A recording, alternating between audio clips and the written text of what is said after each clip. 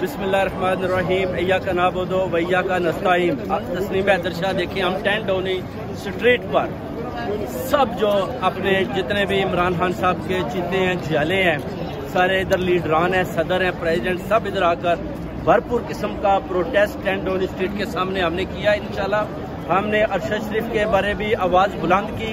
अपने मौक़िफ़ पर खड़ा हूँ, आज भी खड़ा हूँ, कल भी खड़ा रहूँ, ना झुकना है ना झुकूंगा। ये सब आप देख सकते हैं।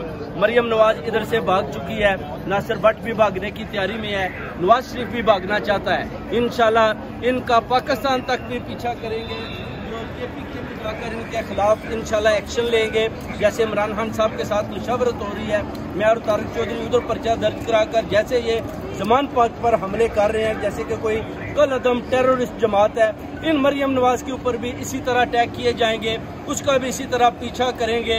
ये जो शेलिंग का जितना निज़ाम सिस्टम खान साहब ने सामने रखा हुआ है, ये उसको वापस लुटाया जाएगा। इस राना हुस्नाउल्लाह गुंडे को, शहबाज शरीफ, नवाज शरीफ, मरियम नवाज, इन सब को इंशाल्लाह कैफरे किरदार तक पहुँचाएंगे। और सारी एशियन कम्युनिटी भरपूर तरीके के साथ एहतजाज कर रही है। और इस जुल्म के खिलाफ जो इन्होंने अरशद शरीफ का बेगुनाह कत्ल किया, स्कॉटलैंड यार्ड के सामने भरपूर अपील करते हैं कि केस को स्पीडी किया जाए, इन कातलों को, चोरों को, डाकुओं को पकड़ा जाए। ये 1 बाय 1 इधर से एस्केप हो रहे हैं और मैं अपने मौक़िफ़ पर तस्नीम हैदर शाह लंदन में इनके सामने खड़ा हूँ। आओ मेरा मुकाबला करो, आओ मेरा डेफिनेशन का केस करो, मुझे कोर्ट में लेकर जाओ। तुम हार चुके हो।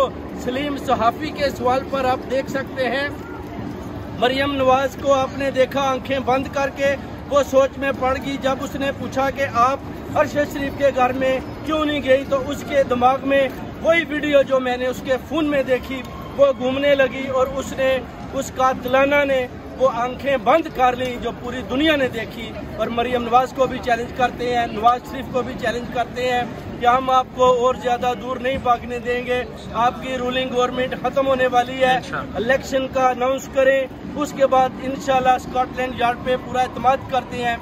इन चोरों, डाकुओं, अरशद शरीफ के कातलों, जिले शाह के कातलों को मंतकी अंजाम तक पहुंचाएंगे। नया JIT बनाकर KPK में इनके खिलाफ मुकदमा करके उधर की पुलिस लेकर इन पर अटैक करेंगे और इंशाल्लाह पूरी कौम देखेगी और इंसाफ पूरी कौम को मिलेगा। उसके बाद इमरान खान साहब आकर खड़े होंगे एज ए प्राइम मिनिस्टर और मुल्क की माशरत और मैशत को बड़े अच्छे तरीके के साथ ऊपर लेकर जाएंगे और पाकिस्तान दिन दुगनी रात चुगनी तरक्की करेगा। और जितनी भी बैरूनी ताकतें उनकी मदद कर रही हैं, अभी वो उनकी मदद छोड़ चुकी हैं। रोहेल शरीफ भी आप देख लें, उसने भी उसको हाफिज विस्की को वार्न कर दिया कि आप पीछे हट जाओ, जमान पाक पर हमले करने बंद कर दो।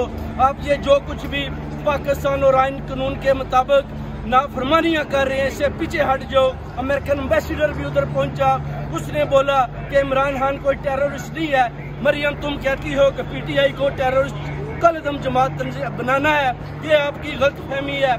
आप सब क्रिमिनल एक्टिविटीज में आपने अरशद शरीफ का कत्ल करवाया, आपने जिले शाह का कत्ल करवाया, आपने इधर सारी दुनिया को जख्मी करवाया, आपने हमारे बच्चों, माओ, बहनों पर जुल्म किए, उन पर शेलिंग की, आपने ज़ुबान पार्क में बहुत ज्यादा जुल्म किया। इंशाल्लाह हम सामने खड़े हैं, आपका मुकाबला करेंगे।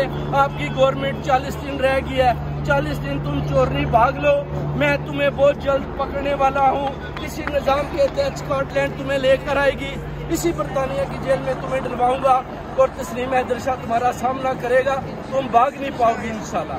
पाकिस्तान जिंदाबाद।